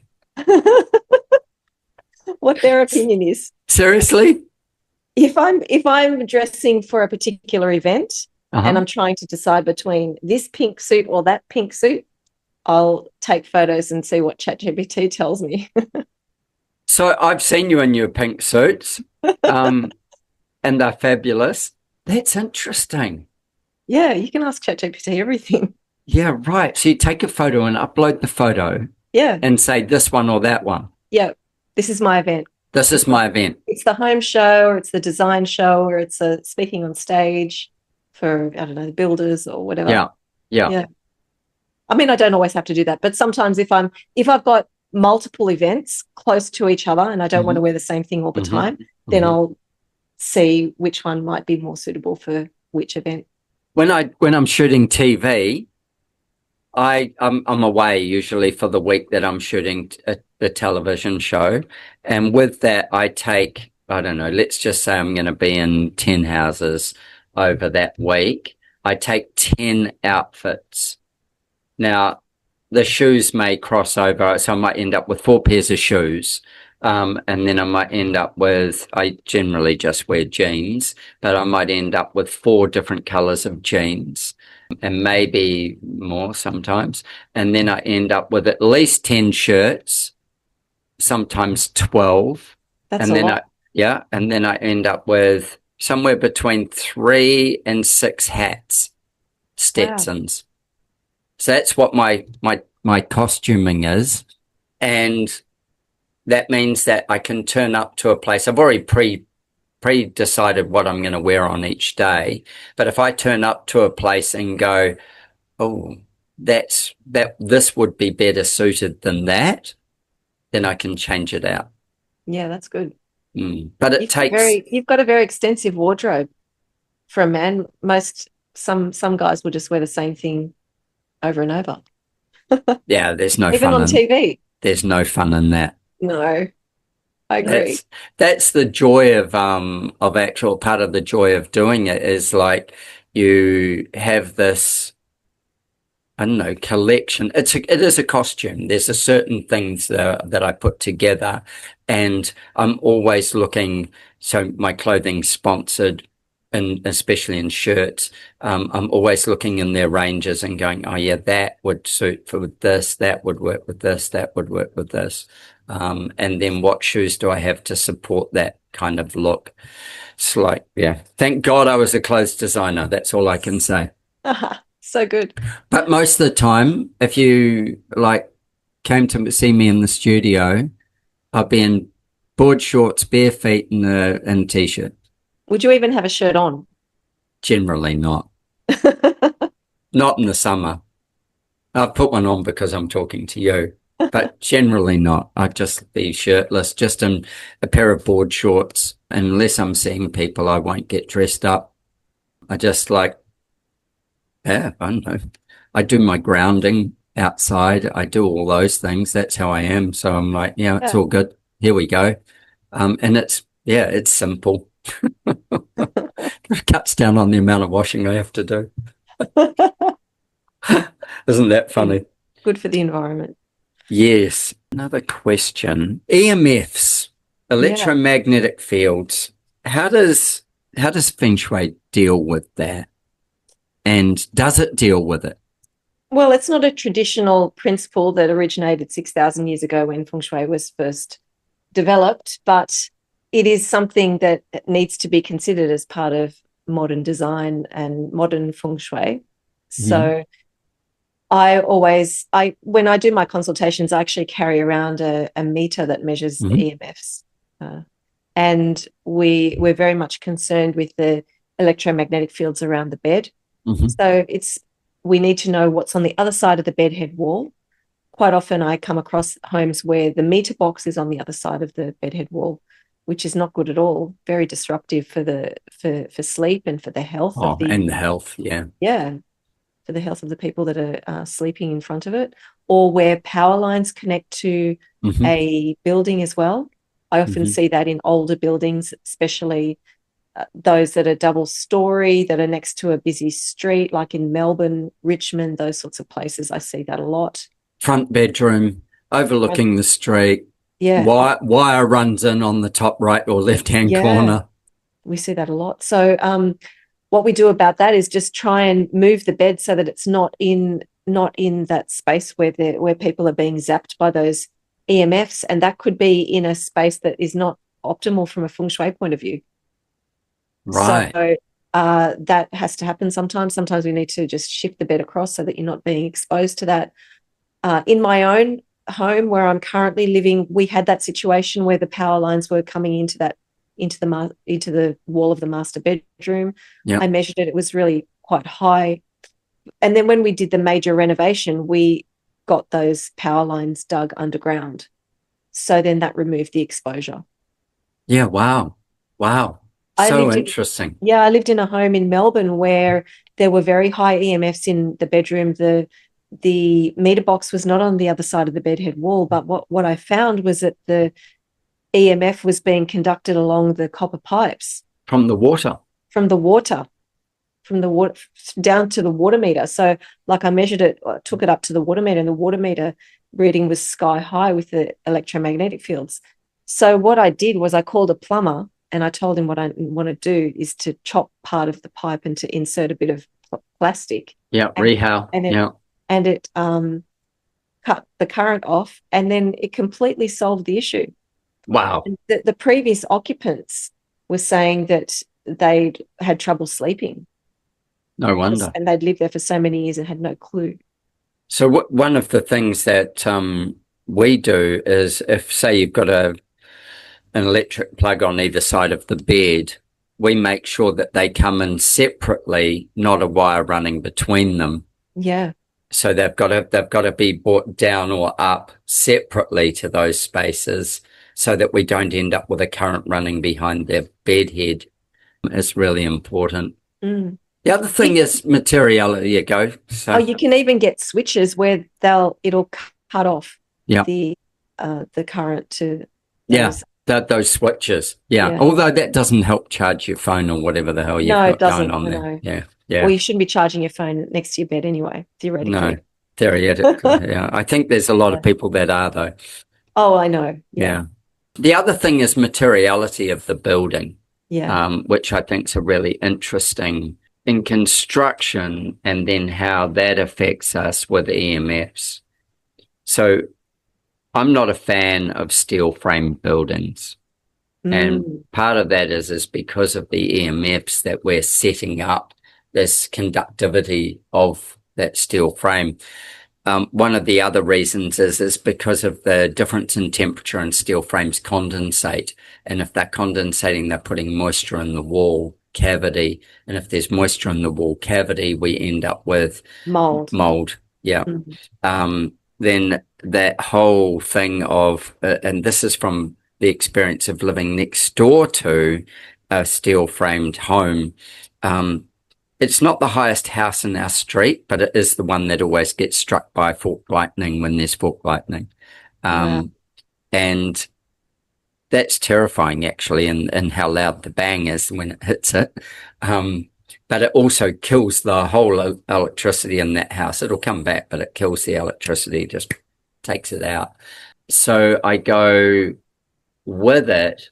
The accelerated EMFs are not going to be any good for your health in that space. Far rather work with either a timber frame or brick, double brick, which may have steel posts to also hold the building together, or rammed earth one of those Yeah. kinds of things that are very much natural insulators. It's interesting that over recent times, due to the cost of timber, how many more buildings are constructed using steel frames. I see it all the time down the street. Yeah, I must say I see it as well. Like, there's times when we go to new subdivisions with the TV show, and with that, I will go, oh, that's interesting. You know, like maybe 30% of the houses are being built out of steel frame versus what would have only once ever been a timber frame. Yeah, so that is a really interesting growth phenomenon based on availability. One of the things with that, I don't know, but steel in Australia goes up twice a year every year. It's like a set standard price rise. With timber, it's more dynamically market priced as to availability, and yeah, something that's, I mean, coming from New Zealand originally, that was one of the world's big timber sources, you know, so it exported tons and tons of timber around the world. And so I never really considered that houses were built out of anything but timber when I was a kid. And timber, and with a timber frame and a brick facade, or a timber frame with a timber external, you know, that was how houses were built. Never had I ever seen a steel framed house. Actually, I don't ever remember seeing one in New Zealand. I know they have them, but I don't remember ever seeing one in New Zealand. And I remember when I first came across them in Australia, and the big selling point that people gave is that they don't get eaten by termites, which they don't. Yeah. Well, I'm partial to brick homes. There's something very grounding about a brick house. Yeah. Yeah. Very solid. Yeah. And there's a solidness to it that absorbs sound, and there's a solidness to it that is, because brick is fired and pressed clay, and it's very sustainable. Those bricks can be broken down and ground again, and even be made into new bricks again. They can be recycled. Brick is a fabulous material, and it absorbs heat, and it also expels heat as well. We're doing a home at the moment where we have a western wall. It's a very hot western wall, but it does have quite a good view. And we are doing what we call a hit and miss brick wall. So holes. So it's like an old fence might be, where it's got solid bricks and then holes. And it is about, I'm trying to do this in US measurements, it's 100 millimeters. So that's about 2 inches off maybe a bit more, 2 inches off the actual facade wall of the house, of the final wall cladding, then 2 inches of air gap. And then we've got our brick wall out here that is sitting in front of that. It'll still be tied back to it, but what it does is it allows all the heat to trap out there, and then we can create an airflow passage that it cools all that heat without that transferring onto the building. Nice. And we can still see out the windows, even though they're through, you know, holes. When we stand back, we get the big picture. As we move forward, the picture tightens to more of the other. We get the texture from it. But again, this is working with your position in your land and where you are. And it does give it a sense of privacy, and also strength. But that's more, it's not real. It's more a sense of, does give privacy, but it's no stronger. It's, as I say, that's more a sense of, not rather than it being actually what it is. Stronger than what? Stronger than what, Adrian? Than a timber with, say, a timber cladding, or timber with a fiber cement cladding, or a concrete wall, or a rammed earth wall. It's not stronger than those things. It's dense like some of those things, like rammed earth or concrete. It's got that density to it, but because it's hit and miss brick, it's, you know, there's probably, it's not 50, it's probably something like 60-40. And you're trying to keep about at least 40% of it is air, and maybe it It might even swap the other way. I don't think it does. The gaps aren't as big as the solid structure because you've got to overlay the solid structure. So it might even be 70-30, something like that. So it is just a bunch of holes, really. So it has strength, but it doesn't have like great structural strength. Yeah. It's a non-structural element. With water, I'm going to come back to water and beaches and lakes and rivers. Feng Shui point of view, what's what with that? Well, the ideal is to, if you've got a choice of the water that you want to situate your home in front of, a protected harbour is beautiful. Right. Why is that? Harbour, because the energy is contained. It's less exposed than being on, say, a cliff overlooking the ocean, where you could be potentially, there's a lot of wind, your exposure to the elements. Whereas if you're in a harbour, it's more protected. There's not that much wind. You've still got the beautiful calming water in front of you. It's regarded as a more auspicious location. Right. Okay. I can get that. I understand that. Yes, if you think about the eastern suburbs of Sydney is a classic example of that, where you've got these beautiful suburbs that are worth a lot of money that are in front of the harbour of protected waters. They also, the eastern suburbs, is something that I learnt many years ago when I first ever was buying a house, was if you live on, this is maybe in towns in America as well. I'm interested in any listeners, tell us about this. If you live on the eastern side of a town, you drive to the city with the sun on your back, and on the way home, you drive home with the sun on your back. So you're never glaring into the sun, and that makes them more valuable suburbs. Yeah. So yeah, that whole thing of around water, where things are positioned as well and how they take them in. More people work from home than ever before, so maybe it's not quite as critical. I get that. Water correlates to wealth. So if you can live near water, fantastic. Right. The quality of water is important as well. So we want to be living in front of water that's fresh and not stagnant, and that flows. Yep. So a lake, polluted. Tell me about a lake. Yeah, a lake's good as long as the lake is clean. That's lake is great as well. And then, any sort of body of water. Tell me about a river. Rivers. Well, with the river, I guess it depends on whether it's something that's going to be prone to flooding, whether it's going to flood the area or not. How clean that is. Is it rapids or is it just a smooth flowing river? We'd look at the quality of the water. Yeah. It's always got an element of risk, a river or a creek, because it can flood. Yeah. Yes. And a lake, I suppose, can. Usually there's enough water going out that it can't, but it can still get a raised water level. And then on the other side of it, I've designed plenty of homes on the coastal strip, and they have their challenges in lots of ways as well. With that, I've designed more of them that are facing the open sea than I have that are in harbour side. I've got one project at the moment that's in a canal, and so that's a contained water source as such, even though it goes to the open sea. But yeah, the open sea projects, the erosion, the wind. Exactly. Just thinking about erosion and those places, those beachside places that got copped the brunt of the king tides, and pools were spilling into the ocean and that sort of thing. Yeah.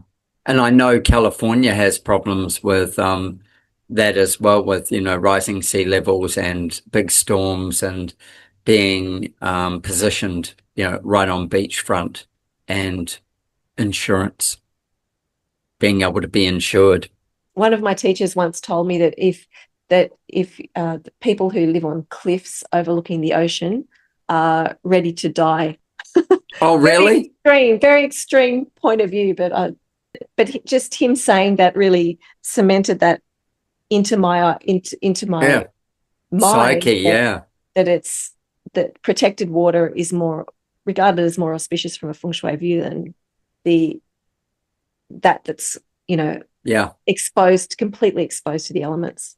Mm. So that being the case, then it doesn't mean that beachfront or homes are bad No. at all. They're still fantastic, but you just need to be aware that you've got to create that containment against those elements. Yeah, absolutely. Absolutely. And that comes with its own set of like parameters that you've got to work to, otherwise the weather will take your house back. Yeah, it'll take it from you at some point. Yeah, which is normal. I find that really interesting with the, like obviously calm water has a great Feng Shui value, and it's also associated with wealth. And we were talking earlier about those suburbs like Pittwater and these ones up around the bays in the Sydney area. Yeah, and then there is this thing about when you live directly in front of the sea and the ocean, the amount of energy that brings with it that you deal with as well, where calm water, that energy, you don't have to ramp your energy up to meet it. Yeah. I can sense that You can with catch it. fish more easily in calmer water too, right? Yeah, true. Well, it's interesting. I love lakes personally. I love the sea as well. I love lakes, and there's something about them. I got a video the other day from one of my friends in Chicago showing me people surfing on Lake Eyre because of the size of the storms that came through.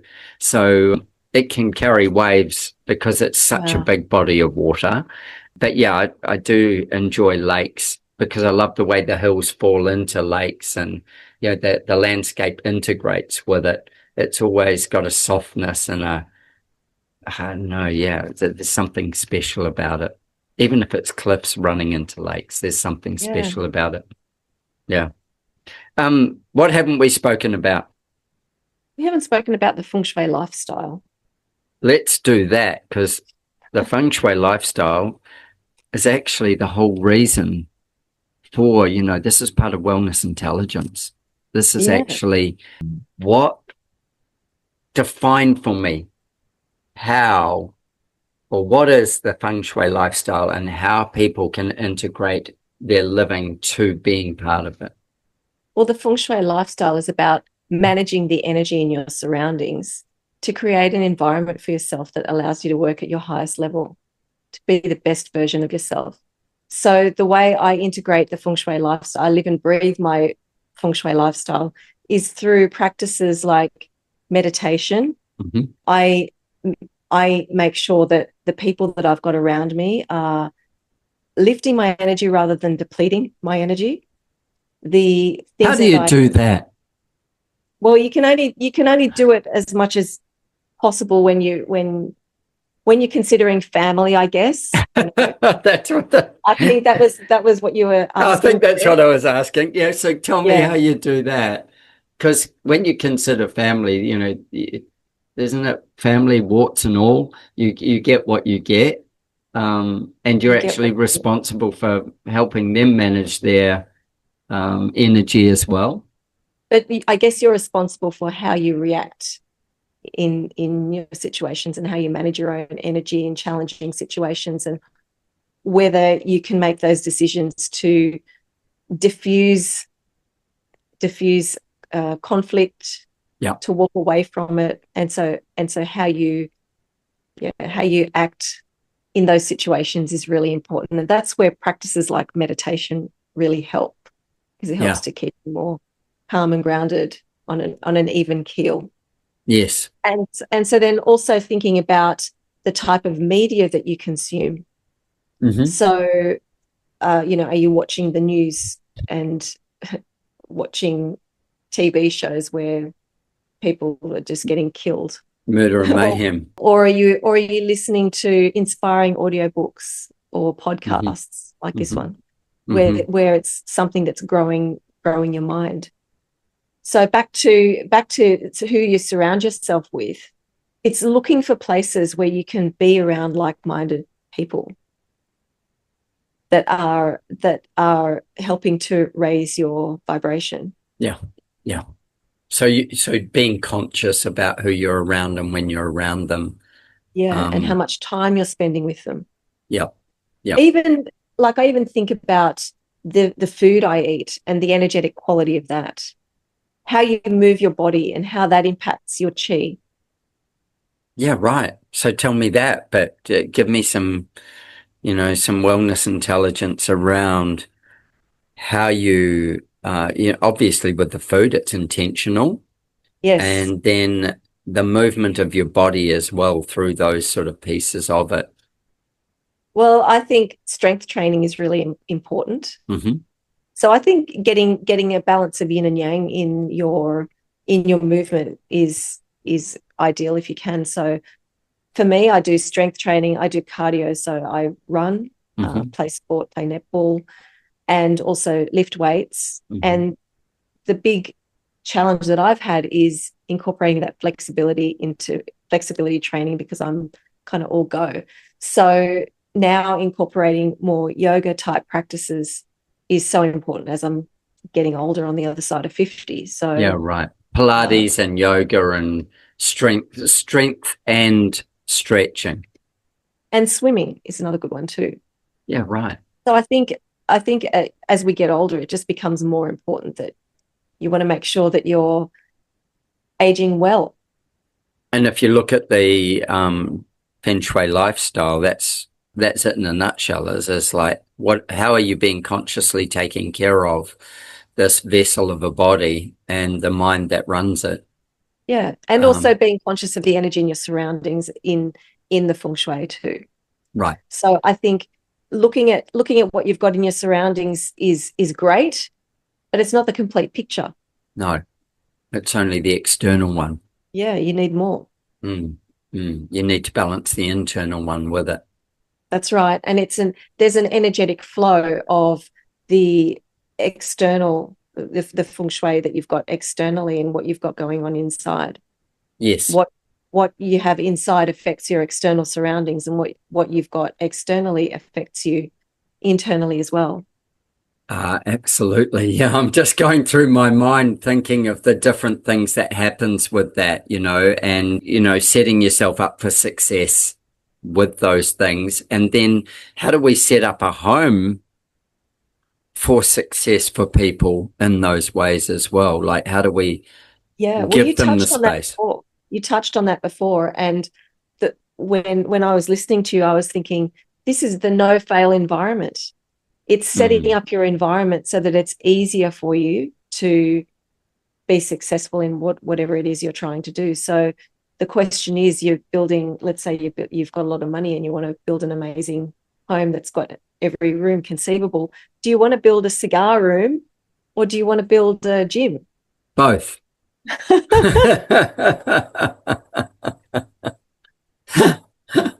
Yeah.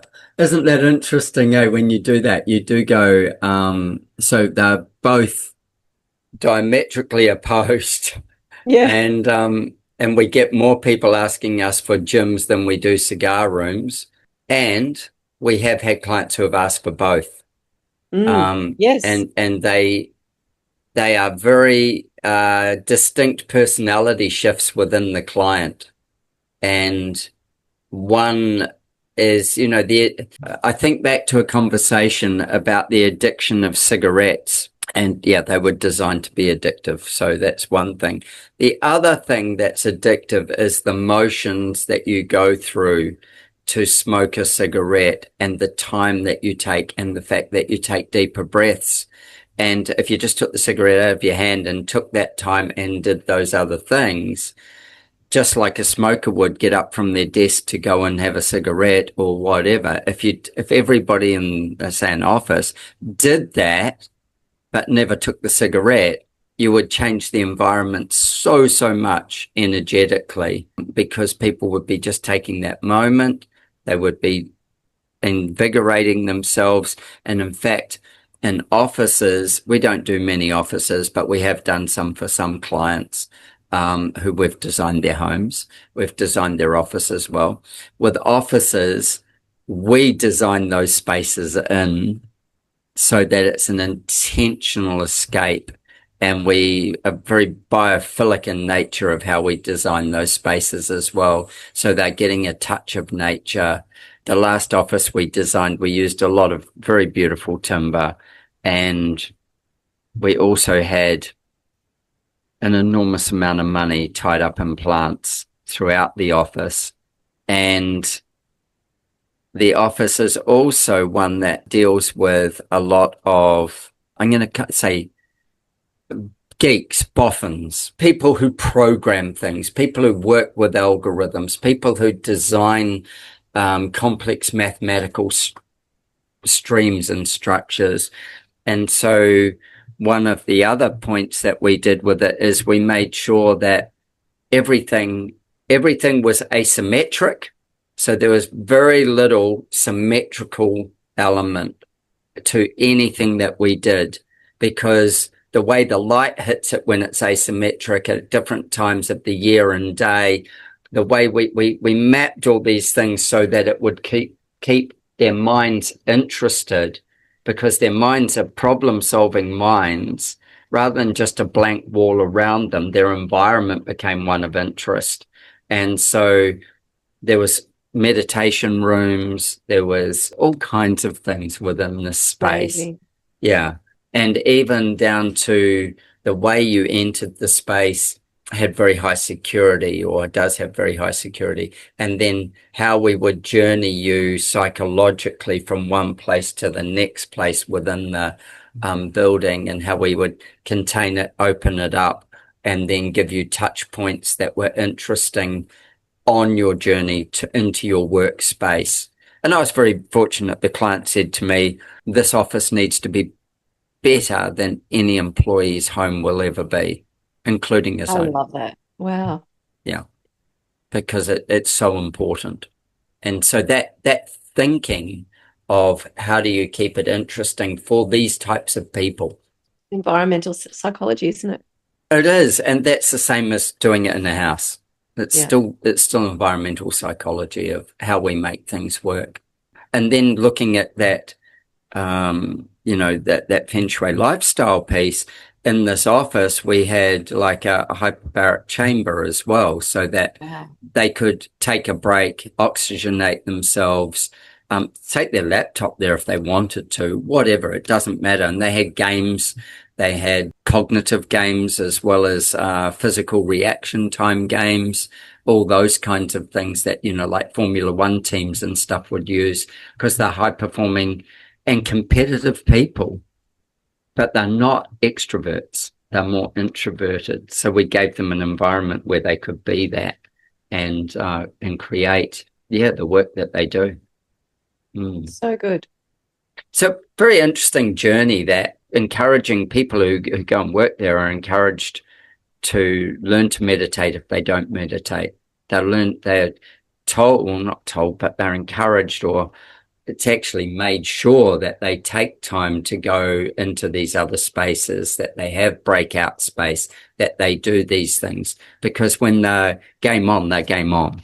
And they're like athletes, they have to be prepared for that game. And so it's a daily thing of how do you prepare yourself for that game every day to get the best result. It was certainly enlightening designing it. Anything else we haven't covered? I think we've covered it. I think we've covered everything now. I'm gonna add one thing. Oh, what's that? I was telling you earlier about, this thing of perspective, around how we get our own perspective and where we get our perspective from, because it's almost impossible to look in the mirror and get honest perspective. We'll lie to ourselves in a heartbeat. And you said to me, we should have recorded that. So I'm going to talk it through. I try to look at the world, and certainly because I'm always asking clients to try and get perspective of their world as to what shifts, what matters, where it sits. And I try to do the same in my own. What's the universe telling me would be the thing, stub your toe. What should have you done? There's a lesson in everything. There's a time for everything. Sure is. Yeah. And I went to the racetrack with my car, which I love doing. And I'm on the racetrack and I've got a coach. I've got a driving coach that's there. Driving coach jumps in the car, says, take me around. I've already been around a couple of times. Hadn't been to that race course before. So, got a bit of a feel for it. And two things. First thing that happened is he was like, okay, so here's what you're not doing. They have cones set up to tell you where to apex your turn and all these different things on this track, so that you've got a kind of a map that they've, showing you a racing line somewhat. And then also, you go for it. So the coach gets in, we drive around one lap, and then we're having a chat. And he says, so, Adrian, you're not looking far enough ahead. Your vision's lousy. You're braking too late, so you're being reactive. You're not on top of this. You need to brake heavier, sooner, and you need to stop looking at that cone. And even the next cone you're going to, you need to know where it is, but it's not the cone you should be searching for. The cone you should be searching for is the third one that you can't see all the time. And I'm like, yeah, right, okay, got a bit of a spanking for that.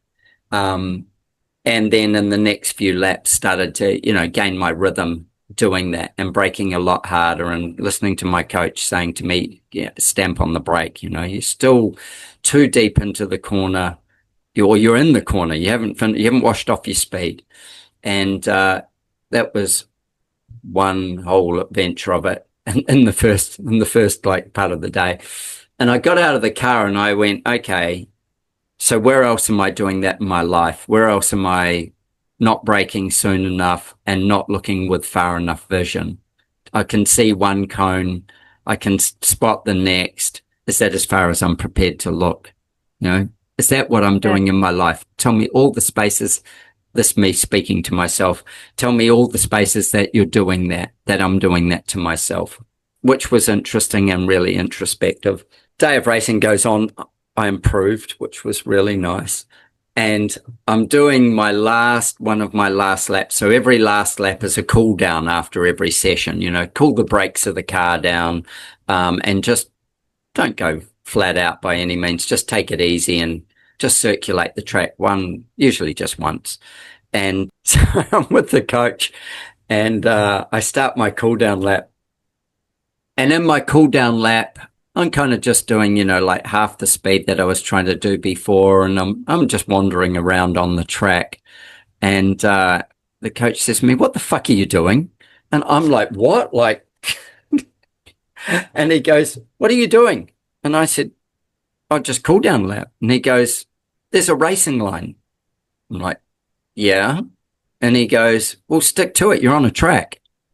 And I'm like, right, like this. And he goes, you're on a track, drive the racing line, whether you're going fast or slow, drive the racing line. That means taking it out on the rubble strip. That means doing all these pieces.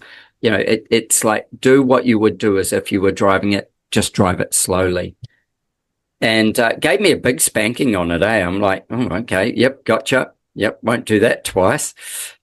And then the introspect, what's the word? Me looking back at myself with that, I went, how often do I finish a task or whatever and then just go wandering off? Why aren't I still on the racing line? Why aren't I still maintaining it even though I've slowed it down? Why aren't I doing that? Where am I not doing that in my life?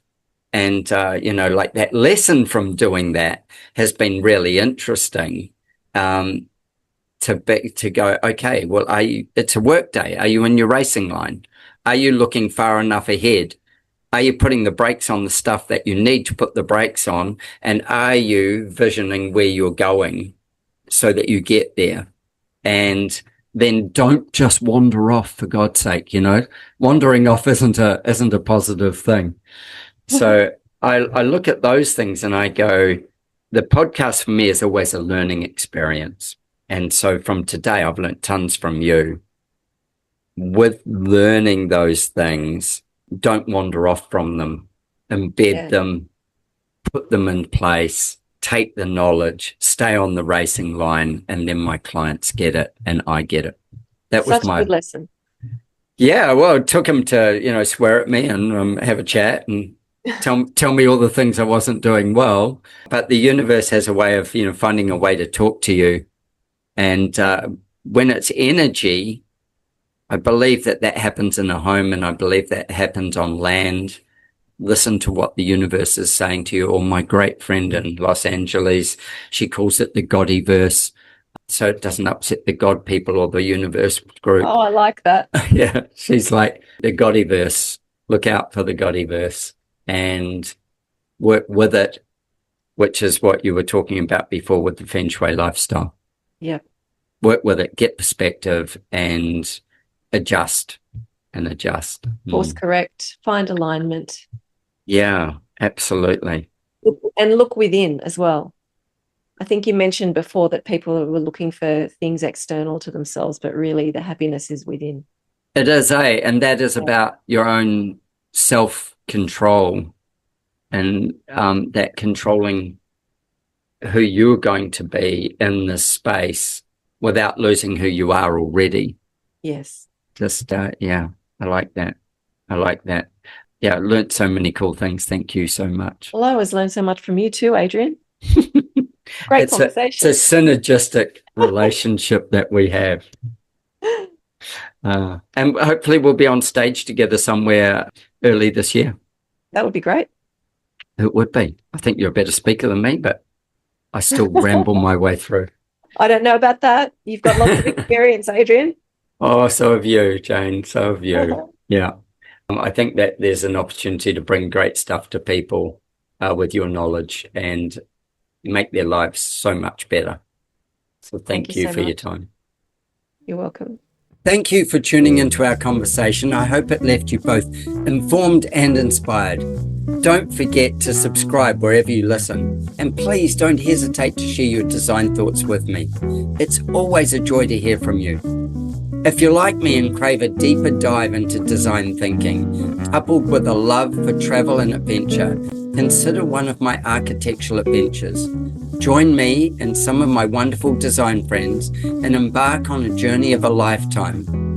Apply for an unforgettable design experience at adrianramsay.com. With our clients spanning the globe, I firmly believe behind every great project are great people. If you're a great person and seeking to turn your dream into a reality, I'd be honored to design your home with you. Why not join the ranks of our exceptional clients and let's make your heart sing? Reach out to me at studio@ardesignhouse.com.